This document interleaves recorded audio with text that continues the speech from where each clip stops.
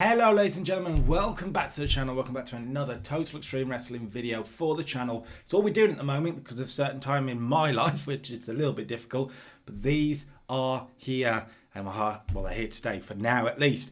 This is going to be a big week. We're picking up off the heels of NXT TakeOver 30 and SummerSlam. We've got new champions seemingly everywhere. We've got big changes, and now let's see where we go from here. Now we move the roster on, we move the product on, and see where we go from here. We're building up towards Clash of Champions 2020. In real life, it looks like the main event is going to be Roman Reigns versus Jey Uso for the Universal Championship. Not quite going to be my main event. We're going to open up though with Monday Night Raw, and before the show, it's announced on social media that Vince McMahon will be here to open the show with a major announcement. Vince comes to the ring and he says, last night, and over the past few weeks, all we've seen is superstars running riot. Superstars, well, controlling it. And I do not like that the mental patients are running the asylum, so to speak, and that's not going to work for me. So today, I am announcing a change in leadership. Monday Night Raw will have a new general manager, and his name is Christian. Christian is announced as the new general manager of Monday Night Raw. Big moment here, and he did well as well when he came in.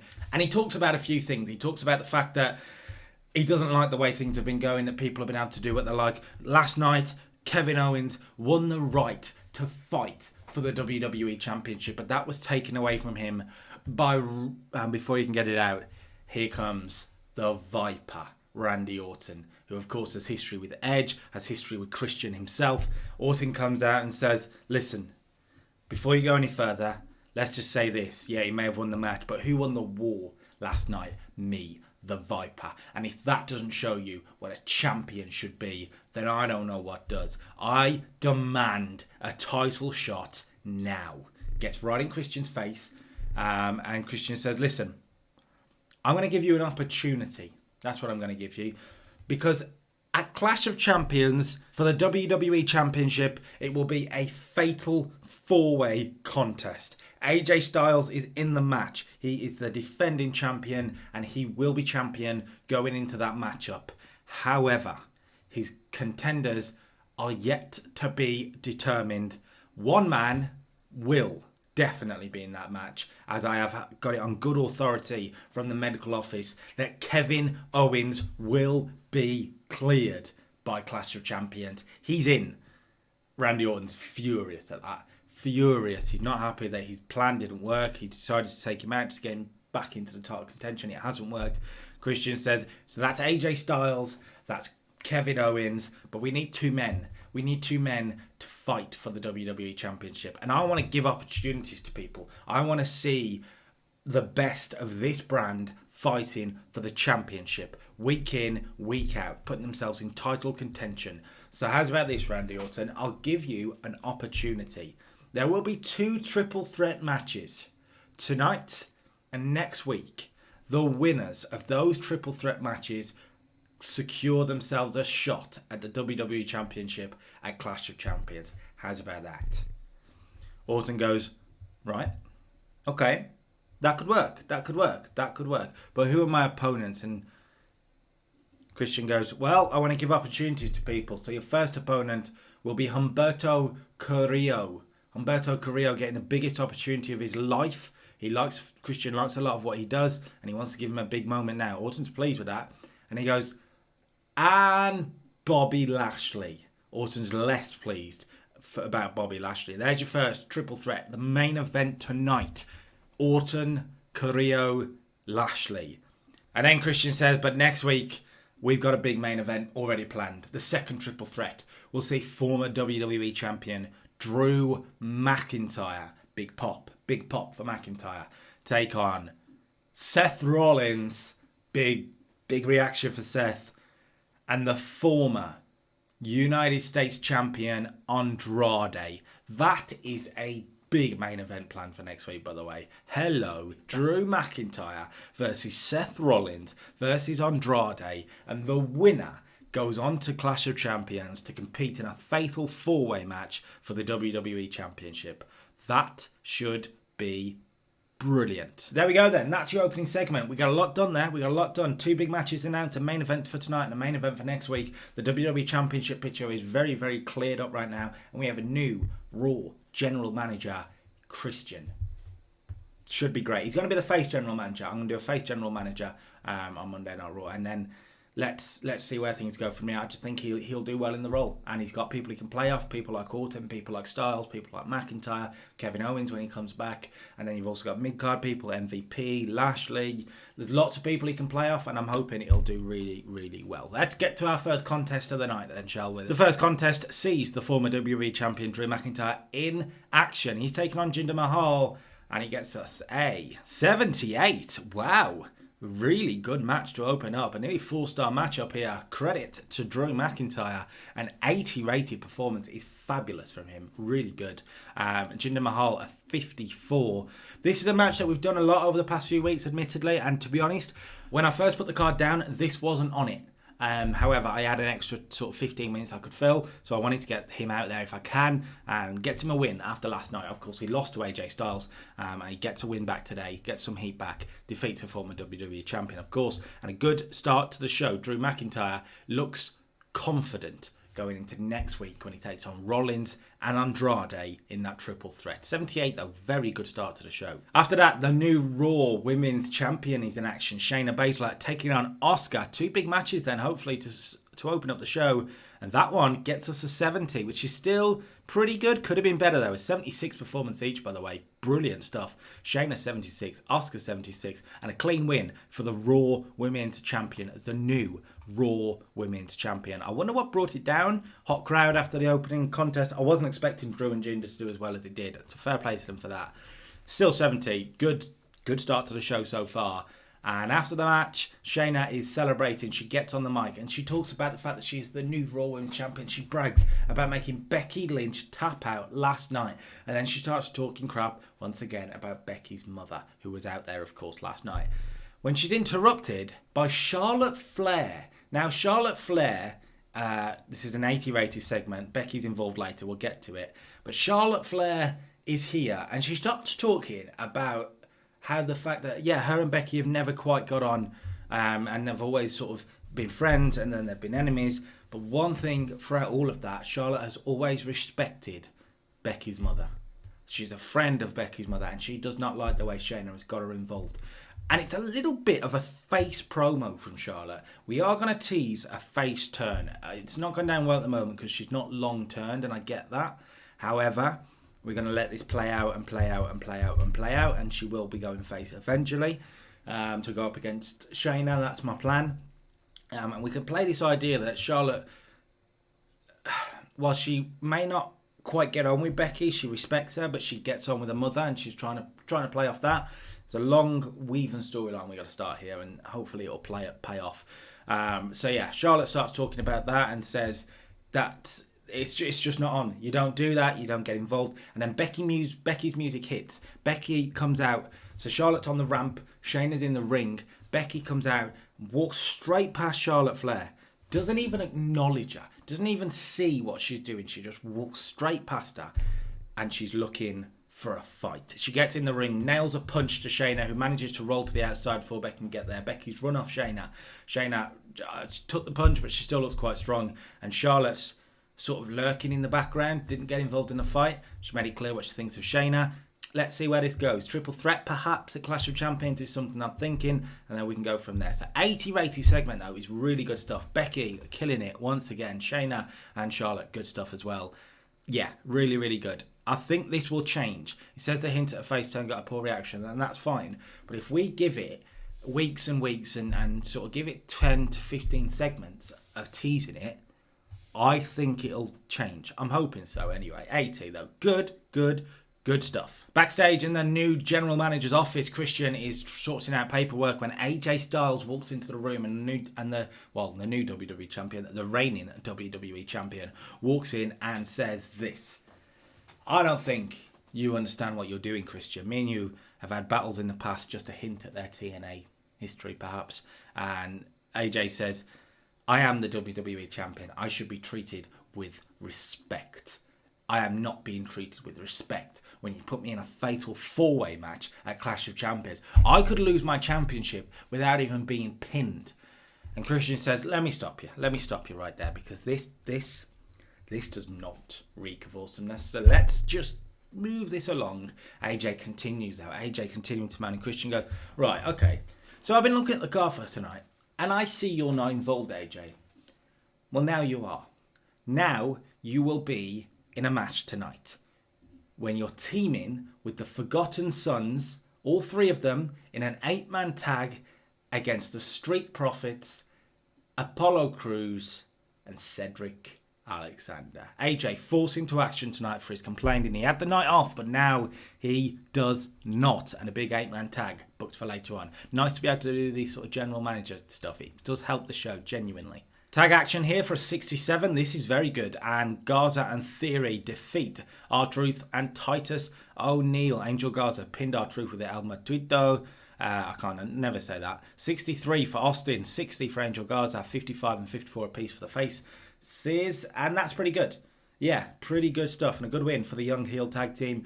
Potential. I am going to insert these now into the tag team picture. As a team, Garza and Theory are going to be inserted now into the tag team picture. I think they could really, really do well. Garza has got star quality dripping from him, to be honest. So's Theory, and if we put them together now, eventually maybe they could turn face as a team and then turn on each other. I want these two to be sort of interlinked together now for a while. Garza and Theory are all about each other for a little while at least. 67 though, good matchup. We go to break, and afterwards we come back to see Garza and Theory celebrating backstage with Andrade there too. 64 for this. Garza and Theory need scripting, which is interesting. Andrade did very well though. And yeah, this is what they said. They say, do you see that out there? That was a brilliant win for us. Garza says, listen Andrade, over the past few months, me and Austin here have been here to help you, and we've been here to do everything we can to make you the greatest United States champion of all time. And now that's not happened, and now you have got to go and figure out yourself. You've got to go and find out what you've got inside of you, so that next week you win that match and you win the WWE Championship at Clash of Champions.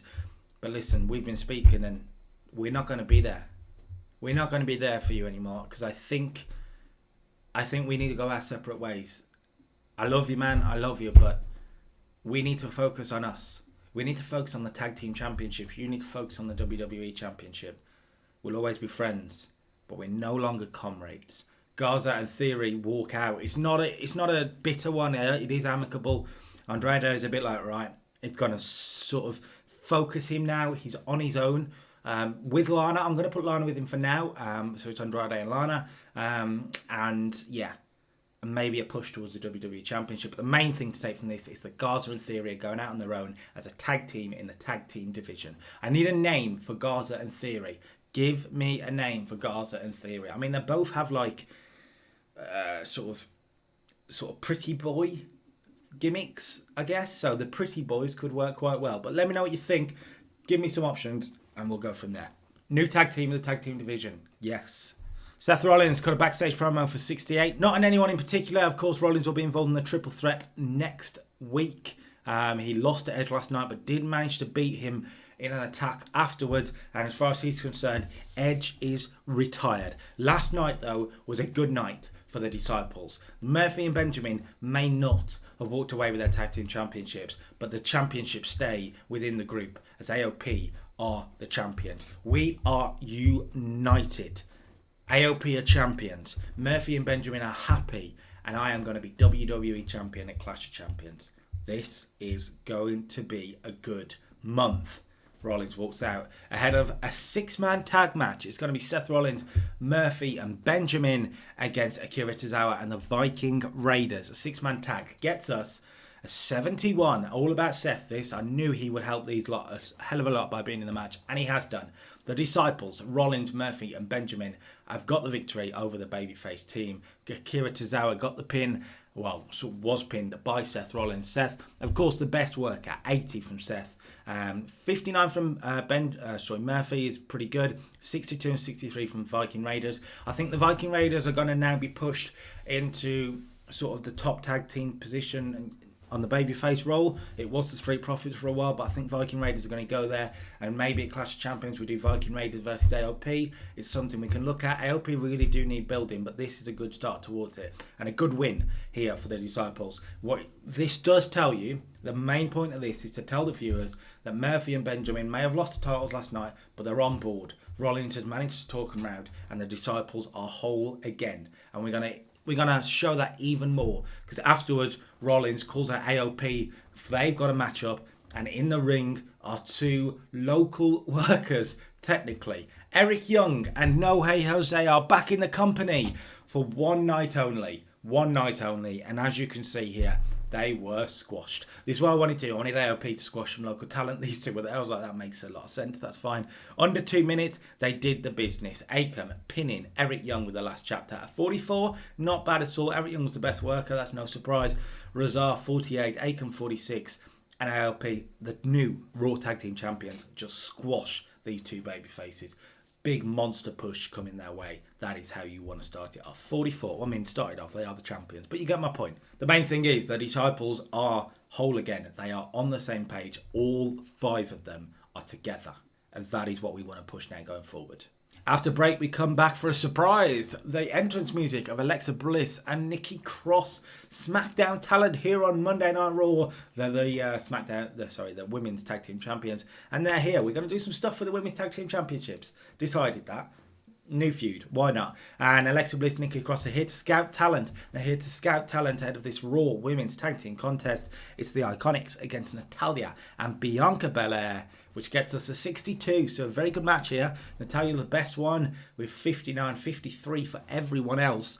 And the Iconics get the victory. Peyton Royce pinning Natalya, illegally using the ropes for leverage. She cheats to do so, but a big win for the Iconics, who afterwards look out at they look at the champions, make the title belt gimmick gesture, is the word I'm thinking of. And yeah, we're going to pair these two together, the Iconics and Alexa Bliss and Nikki Cross. So 62, good stuff. Speaking of potential women's tag team contenders, the Kabuki Warriors are going to be in action next week when they face off with the Raw Women's Champion, Shayna Baszler, and a woman who called her out earlier tonight, Charlotte Flair. Kabuki Warriors versus Baszler and Flair next week on Monday Night Raw.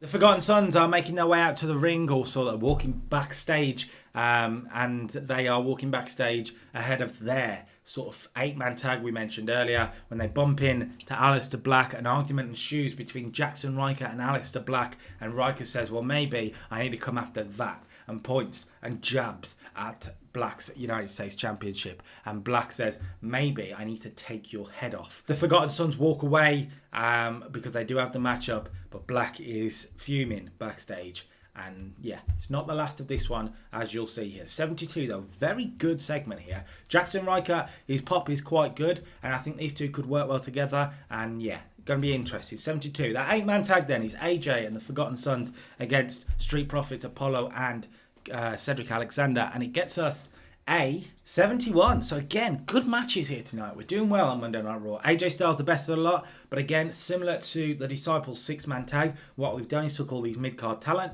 and we've put one top guy in the middle of it to make it a little bit more interesting for everyone else. And having AJ on the same side of the Forgotten Sons is an interesting one to me, because it helps them, it boosts them as much as possible, and having him go up against Apollo and Cedric helps them, and the Street Profits helps them. So this is the idea.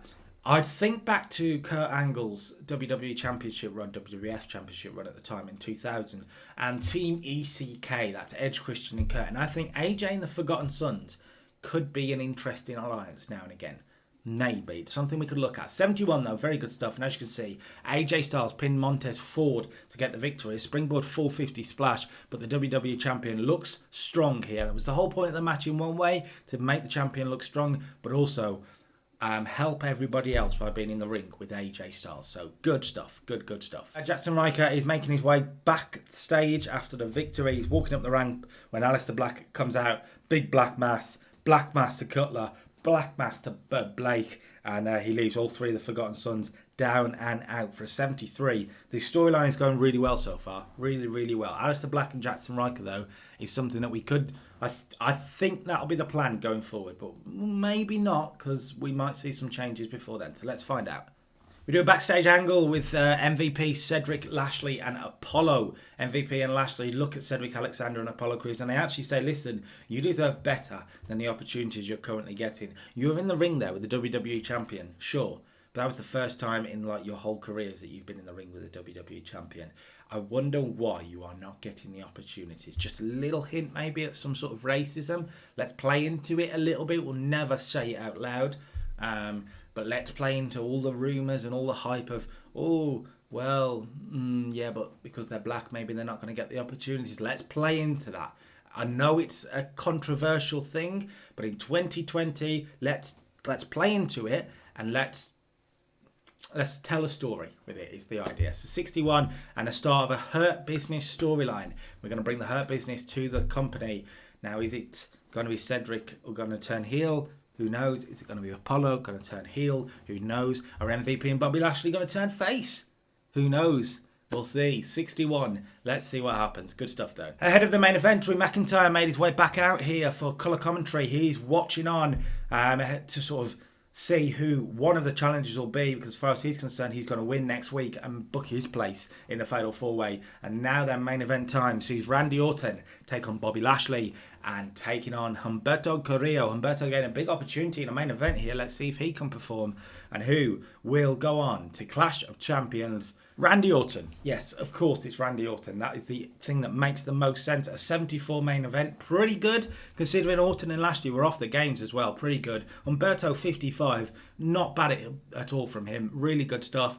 And a pretty good TV main event. 3.5 stars. I can take that. Actually, 3 3/4 star technically. But a pretty good match. And as you can see, Randy Orton qualifies for Clash of Champions. AJ's in, Owens is in, Randy Orton's in. Next week is the interesting one to me. You've got 3 men. All 3 are contenders to me. This one, it was pretty obviously going to be Randy Orton. That's fine. Next week, you've got Drew, a former champion who's been there, done it, and he's always been in the title picture and from the start to save. Makes a lot of sense to put Drew McIntyre into that slot. You'd have 4 top talents going at it for the championship. Makes a lot of sense. However, Seth Rollins is in that same category. One of the top heels on Monday Night Raw. He is coming off the back of a loss to Edge, yes. However, could we then propel him back into the title picture like that? Yes, because it's Seth Rollins and he is legitimate in that picture. However, you've then got Andrade, the future. We've took the United States Championship off him. Is that because we're going to give him a run at the championship perhaps? Interesting. All 3, as far as I'm concerned, for you guys, who you have no idea what I'm going to do right now, all 3 are potential challenges. So let's see which one books his place into that Fatal 4-Way next week on Monday Night Raw. Going to be big. This Monday Night Raw, then after that main event, we sort of saw another angle. Forgot about this one. 71. Humberto Carrillo. He's been beaten down by Orton and Lashley. Orton's continuing his beatdown. Humberto got pinned by Orton. He's frustrated by that. Lashley is. So, yeah. They sort of beat them down. Drew McIntyre has enough, cleans house. Drew McIntyre saves Humberto. It helps Humberto, puts him into a really good light to be in the same ring as these 3 men and to be considered on the same sort of level and saved by Drew McIntyre. But it's more about putting perhaps McIntyre and Orton into the same sort of storyline is the idea. 71 though, pretty good. Monday Night Raw was really good this week. 75, very good stuff. And a lot of the stuff is just hitting at the moment and hitting well. 68 for the opening segment wasn't bad really at all. Great opening match with Drew and Jinder. Shane Asuka's pretty good too. Good backstage angles. Good angle there for 80. The 6-man tag was pretty good stuff. The other stuff that's sort of average was good though, and better than what you'd expect it to be. That was quite loud. I apologise for that. Black and Riker and this whole 8-man tag here was very, very good. And then the main event is very good too. So I'm very happy Monday Night Raw there. 75. Let's continue this into main event, shall we? Okay, main event starts with Charlotte Flair making her way out for a match. Beforehand, she cuts a promo on Shayna Baszler. Talks similar to what she was saying on Raw, what we're talking about with the face turn. It's going to happen. It's not happened just yet, but it's hinting at more and more. She's acting face-like, is what we're going to say here at the minute. Charlotte Flair cuts the promo, 72, good stuff. She was in action against Carmella, so she is still a heel. Do you know what I mean? She's still facing face opponents. She's just acting a little bit baby-facey. And the match against Carmella gets us a 65, which is quite good. Again, hint got a poor reaction, but that will change. They have good chemistry, which is no surprise. Obviously, they had a feud in, 2017, I want to say. But yeah, pretty good stuff. Charlotte Flair beats Carmella with the figure 4. Good stuff for Charlotte. Good win. Yeah, good start to the show. Jeff Hardy and Chad Gable have a backstage segment, and Gable says, listen, I want to be your partner. I want to help you. And Hardy says, listen. And Hardy says, but last week, you wanting to be my partner got you in trouble. And I'm sorry for that. I'm sorry you got attacked for me. And Gable says, well, let's just deal with them. But let's deal with them together. A little bit of a warning, perhaps, that Hardy and Gable are after Elias and Cesaro, potentially as a team as well. We're starting to put them together. So this is quite nice. 64, and Chad Gable is now Chad Gable. No Shorty G. Chad Gable. That's it. The Miz and Morrison cut a promo on Reigns and Bryan complaining about losing the tag team championships at SummerSlam, about how they're not even a real team. It shouldn't be allowed. 72, good promo ahead of their matchup. They were in action against Apollo Crews and Cedric Alexander for a 75. So this is really good. But you can see the difference between Raw and SmackDown mid-card, so to speak. If you count the Miz and Morrison as a mid-card, they're high on a mid-card, admittedly. 76 from the Miz, 71 from Morrison, 56 apiece for the faces. Good stuff. And this, again, a loss for Apollo and Cedric goes into the Hurt Business storyline, doesn't it? So that's really sort of ticking boxes everywhere you go. This is quite nice. MVP, he was watching backstage and it's say cut a promo, but he doesn't. He just sort of shakes his head at the defeat for Apollo Crews and Cedric Alexander. Main event time, it's Drew McIntyre and Ricochet against King Corbin and Sheamus for a 78. Very good matchup here, and no surprise when you got the likes of Ricochet and Drew McIntyre stealing the show. 78 for Drew, 75 for Ricochet, 61 from Sheamus, 63 from Corbin. I really feel like Ricochet could be a massive star.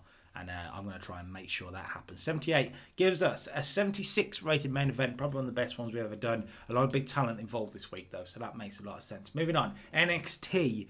And NXT is big this week. We already know we've got an NXT Championship match on the card. It's Keith Lee, the new champion, defending against Matt Riddle. NXT TakeOver consequences all over the show. This is going to be big. Let's do it. Okay, NXT, and this should be a big one. We've gone through it a few times, but a main event for the NXT Championship is going to be special. Let's get to it. We open up with the NXT Champion making his way out to the ring. Keith Lee is here, belt in hand, and he's here to thank the fans. An 80 rated segment to open it up. Now, as you can see, he's not alone. Originally, it starts where Keith Lee is thanking the fans for the opportunity, thanking Triple H for the opportunity, and thanking everyone for getting him where he needs to be, where he wants to be, and that is NXT champion. However, out comes Finn Balor. Now, Balor had a bad night at TakeOver. He lost to Matt Riddle. He was beaten 2-on-1 by the Broserweights afterwards. He had a bad night. Tonight is supposed to be Keith Lee versus Matt Riddle for the NXT Championship. But Balor does not like that. Balor talks about the fact that Keith Lee is just ducking him. That's what he's doing. But by taking this match tonight, he could fight a real man. But instead, he's fighting a bro instead. Really? Out comes Matt Riddle. And Riddle says, listen, I beat you on Sunday.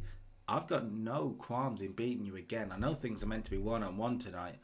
But Keith, if you're up for it, I'm up for it. 1v1 v1. Triple threat. Keith Lee, of course, as the fighting babyface champion, says bring it on, and we have the match made. Well, the match changed. We go from Keith Lee versus Matt Riddle to Keith Lee versus Matt Riddle versus Finn Balor for the NXT Championship tonight. That is, well, a big change. A big bait and switch as well, but we know that face versus face on this game just doesn't work. And for that reason, we're sticking the heel in there. Big triple threat. It's going to be a big one. Let's see what happens tonight. It should be a good match. First contest is for a 44, which is a little bit disappointing. Tegan Nox in action against Indy Hartwell. She gets a win back after losing at TakeOver. She's not in any position that she can win the championship. Now, that's the main thing coming out of TakeOver for Tegan Nox. She cannot win the championship. She can't challenge for the championship anymore. So, yeah, she was in action here, getting a win back over Indy Hartwell. 48 for Tegan, Indy 28. Not great. And, yeah, Indy Hartwell was off her game it's a little bit disappointing. But a win nonetheless for a popular star, building her up. She is slowly getting there, Tegan. Not fantastic, but getting there. Afterwards, as she's celebrating, she's attacked from behind by Candice LeRae. We're starting a storyline between Tegan and Candice, what they're doing in real life at the moment. It won't quite go down the whole friends splitting up route, because it's a little bit like we did that with Dakota. Let's not do it again. Candice LeRae is going to take umbrage, let's say, with the way that Tegan Nox has been getting opportunities and Candice LeRae hasn't. 45, though, is solid without being spectacular. From there, we go backstage to the former NXT champion. Roderick Strong is with him, and Adam Cole is just lifeless. Like, completely nothing there. He is in shock, still in shock over losing the NXT Championship. Roderick Strong's trying to get something out of him, but it's just not working. 74 for that. And as you can see here, potential face turn for Cole was hinted at. We are going to be turning Adam Cole face. How it happens, I'm not telling you just yet, because I do have an idea and a plan, but that is the plan. Adam Cole will be a face star on this roster. I think he's done everything that he can do as a heel on NXT, a baby face, like I've done in real life. I'm here for it. I'm here for it. Speaking of the Undisputed Era, the tag team, Kyle O'Reilly and Bobby Fish, were in action against Bronson Reed and Tony Nese, and they got a 70 performance out of Bronson Reed. Wow. Nothing on Bronson, I think he's great, but Jesus Christ, they did well. Bobby Fish, 69. Kyle O'Reilly, 68. Nese, 51. Bronson, 38. Good chemistry from the announcers helped it as well. Good chemistry between, of course, Undisputed Era and Kyle O'Reilly gets the victory, pinning Bronson Reed with a brainbuster. What we're doing here is inserting the Undisputed Era back in towards storylines in the tag team division. 70 rated match. Afterwards, they get on the mic and talk about bringing back gold to the Undisputed Era. Sunday was a bad day, but tonight starts the rise again of the Undisputed Era, and we are going to play our part by bringing back gold. Just a little bit of a promo to say they're after the tag team championships again. 62. Pretty good. The next contest is, well, I suppose a cruiserweight contest. We're not bringing the cruiserweight division back just yet. It's El Hijo del Fantasma taking on Jake Atlas, which gets us a 38, which is not great at all. We are going to build these guys up. As you can see here, though, there's a bit of a surprise. El Hijo del Fantasma defeated Jake Atlas by pinfall with a British German suplex following interference from Raul Mendoza. Now, Mendoza and Joaquin Wilde were sort of berated by El Hijo del Fantasma over the past few weeks. I think it was Joaquin Wilde who didn't take a handshake, El Hijo del Fantasma didn't give him a handshake. You get my point. You can go back and watch that. But 38 isn't great. But we are putting now Fantasma and Raul Mendoza together. Afterwards, we've given them an angle for 29. Not great. He needs to be scripted. But El Hijo del Fantasma is no more, thank God, because it's difficult to say, and we are going to go with what they've gone with in real life. That is, of course, Santos Escobar. El Hijo del Fantasma and Raul Mendoza are together. Will Joaquin Wilde join them? Let's find out over the next few weeks. But we do have the tag team, at least at the moment, of Legado del Fantasma. So, yeah. Going to be good. We have another backstage skit with Adam Cole. He's back there with O'Reilly and Fish this time. They're trying to get something out of him, but nothing. Adam Cole, it's a little bit PTSD, I suppose. His trauma was losing the NXT Championship. The championship he's held for over a year and a half at this point, I think. It's a big, big blow for Adam Cole, and we're going to use this now, and we're going to build on his character. The Undisputed Era trying to get the Adam Cole back. The Adam Cole that has sort of led them since they've come into the company, but now he's shaken. He is falling apart. 66 is okay. Again, we'll go back to them in a bit, though, and we're going to build over this for the next few weeks. Speaking of backstage segment, the NXT Women's Champion Dakota Kai is backstage bragging about winning on Sunday and retaining her championship, batting away the Tegan Nox fly and moving on, so to speak, when she bumps into Mia Yim, and Mia's saying, look, last week, I didn't lose. You talk about how you're the NXT champion and no one can beat you.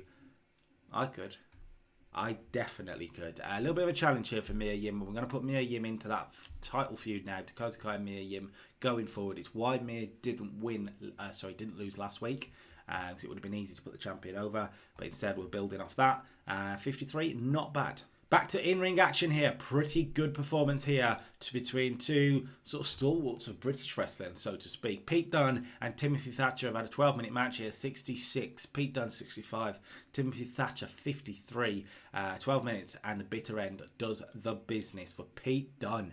Pete Dunne with a big win here. A singles win as well. I mean, we're not officially splitting the Broserweight, but at the same time, singles competition at the moment is where they're going to be heading. Pete Dunne defeats Timothy Thatcher, then gets on the mic and puts the challenge out there. He says, tonight my Broserweight partner is going to be hopefully walking away with the NXT Championship, but I'm not the one that's going to be walking around with no gold.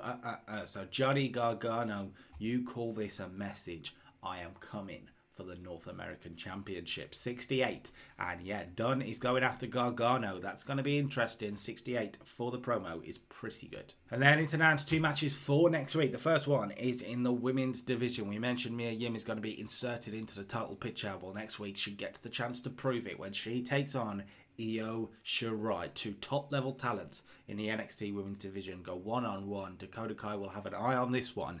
Mia Yim, Io Shirai next week. That is not all, though. Tag team action and Breezango, the losers on Sunday in the tag team title match, will hopefully get back on track, but they've got a big test against the Undisputed Era. Not O'Reilly and Fish, though.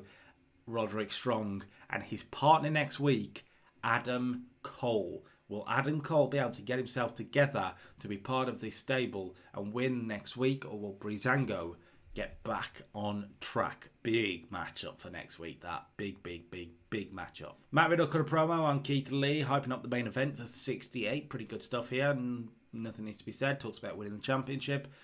Good stuff. No problem whatsoever. Squash time. Karrion Kross was in action, defeating Oney Lorcan in 3.5 minutes. The cross jacket did the business. I say a squash. I didn't really put it too much as a domination, but a short win for Karrion Kross. 63 from him. Oney Lorcan 34 gives us a 57 rated matchup, which is pretty good. And yeah, Karrion Kross, he defeated Tommaso Ciampa in the last man standing match on Sunday, and now he's got his eyes on something else. A championship. He heard Pete Dunne earlier, and here's another contender for the North American Championship. Johnny Gargano is a wanted man, and Karrion Kross wants a shot at the North American Championship. 72 for a very good promo from Karrion Kross. Very good. Okay, before the main event, Adam Cole is still stuck backstage, still not even with it. Roderick Strong comes over and helps him down from the sort of seat that he's on and says, listen, we're going to go into the dressing room and we're going to sit down and we're going to watch the NXT Championship match, because Adam, you are owed a rematch and you will be taking on the NXT champion soon. So let's start scouting now and let's get that championship back. 68, Roderick Strong helping Adam Cole, who's going to be sat backstage watching the main event. It is Keith Lee versus Finn Balor versus Matt Riddle, and the NXT championship is on the line. It's going to get us a 78. What a main event. And as you can see, Keith Lee has retained the NXT Championship. Not a surprise, I'm sure, for a lot of you. That is no surprise. Keith Lee was actually the weak link, which is interesting. Finn Balor 73, Matt Riddle 76, Keith Lee just 60, which is disappointing. He's not hitting the in-ring performances I would expect from him right now. But for now, he's going to keep the championship. Keith Lee pinning Matt Riddle. Finn Balor was not pinned. You can see where that's heading. But a big main event here that has pulled it off, mainly due to Balor and Riddle. Riddle's the better of the lot, actually, which is a surprise. Great matchup, 78. And we have, well, still NXT champion Keith Lee. Interesting. Afterwards, a sort of a showdown between Keith Lee and Balor. They get face-to-face arguing, and Keith Lee holds up the championship. Finn Balor was not pinned, and he is not done with the NXT champion. That gives us then a 74 rated NXT. Very good stuff. I do need to change that. I think that's because BT have not got a big viewership, apparently, I think. But still, very good. Good main event. Good promos across the board. It was only really the main event that's really stuck out. I mean, the Undisputed Era did a good match there.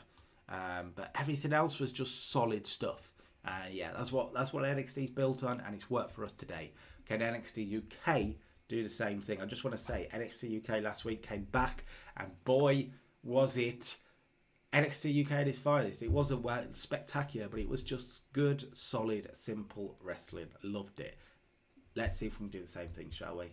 Okay then, NXT UK opens up with a 10-minute match between two of Wales's finest. Rob Terry took on Flash Morgan Webster and defeated Flash Morgan Webster. That was difficult to say. The chokeslam did the business for Rob Terry. 43 from him. Morgan Webster 50, which makes it a 53. So that is really good. Good start to the show, particularly for NXT UK, remember. You have to keep remembering that. Good start, and the Monster gets a pinfall victory over Flash Morgan Webster. Morgan Webster and Mark Andrews have been involved in this Ojmo and Rob Terry feud. This will be the last of that. Rob Terry's dealt with them, and now he really does want to get his hands on the Ojmo. 43, Rob Terry. 50, Flash Morgan Webster. Yeah, good. Afterwards, he cut a promo on the Ojmo talking about how he will get his hands on him and they will go one-on-one soon enough. 32, slow build, people, slow build. Not great, though, for the record. After last week, where Kaylee Ray put the championship on the line against Martina, it's time for another championship contender to step up, and we're going to put Ginny Couture into that spot. At the moment, with the women's division in the NXT UK, because I did sign a load straight away, we're trying to build everyone up at the same time, so it is a sort of challenger of the week feel, and I don't quite like that I'm doing that. I've noticed it, I have clocked it, and I'm going to try to change it. So this is going to go on for a little bit of a while. Ginny Couture, though, cuts a promo talking about how Kaylee Ray, she's meant to be a champion, and look at what she wears when she's walking around. Look at how scruffy she dresses and how awful she dresses. She's a fashionista, isn't she, Ginny? I think that's her gimmick. Anyway, 45 is okay without being great. Jason Jordan let me down again. Jason Jordan, as always, let me down. She was then in action against Zia Brookside. Again, not a good road agent, but that's fine. It's not bad, actually. 34 for this, not bad. Zia is very, very... the pop is low, so that's okay, and a good victory for Ginny, who's going to go on a little bit of a run now, getting some victories. Is the plan. 34, he's okay. Chris Brooks got a promo on Tyler Bate backstage. 51 for this. This is very good, but Chris Brooks says, listen, next week I'm inviting you here, Tyler, because I want to apologise to you. That's what he said, but Chris Brooks has obviously got something up his sleeve against Tyler Bate next week. Going to be interesting. 51. Short match up here, 5 minutes or so, but a 40 rated match. Killian Dane defeats Gabriel Kidd in, well, like I say, 5 minutes. A dominating performance from Killian Dane, who's made it clear he wants to go after Volta. A well-executed squash there, so that is good stuff. Gabriel Kidd is at a position where actually it's not going to hurt him. I actually think he might gain from being in the ring with Killian Dane. I could be wrong, but he's won here, Killian Dane. He looks good, and he'll have his eye on the main event when Volta and Imperium are in action.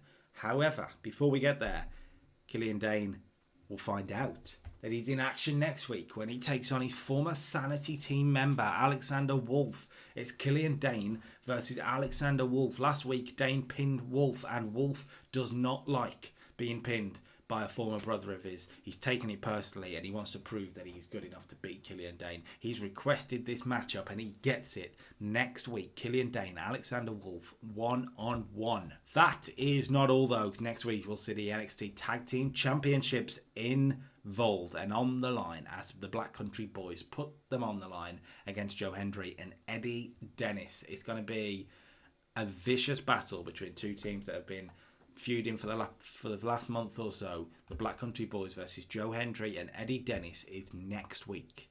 Okay, before the main event then, Killian Dane stuck around to do colour commentary on the matchup. 41 here for the little angle. And the match itself, Imperium against Drake Maverick, the Ojmo, and Ilya Dragunov, gets us a 45, which isn't bad, but as you can see, the NXT UK champion has sustained a strained neck. It should be fine. I'm not too worried. Volta 66, the Ojmo a 50. That is a match there, by the way. The Volta and Ojmo could be a hell of a match if we keep building Ojmo like we have done. Drake Maverick 63, by the way, not bad at all. 38 from Fabian Eichner, not bad. Could be better. Alexander Wolf and the Ojmo are actually off the game, so the Ojmo still put in a 50. Very good stuff from him. 45, but as you can see, Volta gets the victory with a golden bomb over Ilya Dragunov. Rob Terry did come out to distract the Ojmo during the finish too, so he made himself very, very clear of what he wants from the Ojmo. 45 gives us a strained neck and Drake Maverick, brilliant. And a 46, which is pretty good for NXT. Increased our popularity in 50 regions. Wow, that is fabulous. I've changed the BT, by the way. I've changed it from it's very small. It's BT Sport. Anybody in England knows that's not true. So I've bumped it up a couple of bits. So that's what that's about. So yeah, makes sense. 46, good stuff. Smackdown, let's do it. Okay, to round out the week, it's Friday Night Smackdown on Fox. Now, before we start, I just want to point out that I was going to announce a new SmackDown general manager. However, I've then found out as I've booking the show that he, for some reason, isn't employed by the company anymore. So I've offered him a contract. He'll be coming in next week. The new SmackDown general manager will be announced. I'm not going to reveal any more than that. I had to change the booking on the fly. We got there. Next week, though. Next week. We open up there with a 72 rated matchup. The ring workers, that's Ricochet and Mustafa Ali, in a steel cage match against their rivals Ziggler and Rude, the glorious show off. It's a big match to open up the show, a big cage match, and of course it is Ricochet and Ali who get the victory. Ali 62, Ricochet 75. Wowzers. Robert Roode 54, Dolph 59. It ends the segment, ends the feud. And what we did do is had Renee Young run out there midway through the match. If you remember, a few weeks ago, Renee Young was caught cheating on her husband, John Moxley, with Dolph Ziggler. So we're going to pair them together, and we can do that officially here. Renee tried to help Dolph and Rude, but it didn't quite work. It did backfire. So we're going to turn her heel, and we're going to give her a seductress gimmick. Yep. The tour was a complete success, so that's brilliant, and the gimmick was good. That's mental. Anyway, good start to the show. 72, good steel cage match. To start us off, I am, pretty pleased with that. Backstage, the SmackDown Women's Champion, Sasha Banks, got a promo talking about a match with Bayley at SummerSlam, how it was an emotional toll, but now she's ready to move on and to prove it tonight. She is offering an opportunity to any of the women in that locker room. It's a SmackDown Women's Championship Open Challenge tonight. 58, good promo. Talking about the women's division, good match here between Sonya Deville and Ember Moon. 56 it got, which is pretty good. 57 from Sonya, Ember Moon 45, and another victory for Sonya Deville, who has been pushed. Every time we've seen her, she's been winning. And she is going to be a good candidate to go up against Sasha Banks in the future. 56 though, pretty good stuff. Afterwards, she cut her self-promotion promo. She hyped herself up as a future women's champion for 50. Pretty good stuff. From there, we go to the swamp. And in the swamp is Braun Strowman. And he talks about the fact that Sunday did not go to plan. Sunday, he thought he could defeat the demon, but he couldn't defeat the demon. He needs to find himself again. He needs to find the monster again. Braun Strowman, he's not finished with Bray Wyatt, but he needs to be ready next time. 69, so he's at the swamp trying to find himself at the minute. We are going to do a rematch between these two at Clash of Champions, I think is the plan. 69 though, pretty good. Okay, the big segment of the week, really. And it's a new day. Well, a new day committee, so to speak. Xavier Woods comes to the ring and he talks about that Sunday should have been a special day, but Sunday turned out to be a travesty. But have no fear, because the power of positivity will reign through all the blood in the new day, and it won't be an issue because we will be strong again. He invites Kofi Kingston out and he invites Big E Langston out, and all three members of the New Day are in the ring together. Of course, if you don't know what I'm talking about and you've just tuned into this video, I could say just go and watch SummerSlam. Go and watch SummerSlam anyway, which is the last video where I dropped it on Sunday. But Big E turned on Kofi, turned on him. This is what we're going with anyway. This is pretty good. 75 segment rating there. Let's talk through it. So, yeah, he invites both of them out to try and save the New Day. Big E then explains his actions. I've written it down here, so I'm looking here. He calls Kofi selfish. He says every time there's been an opportunity for anybody in this stable, you have taken that opportunity away from me, away from Woods. And why? For what? Why is it always you? Why? Because you're selfish and you're fake on your ideals. Because your whole rise to the top is that you've been sort of pushed down.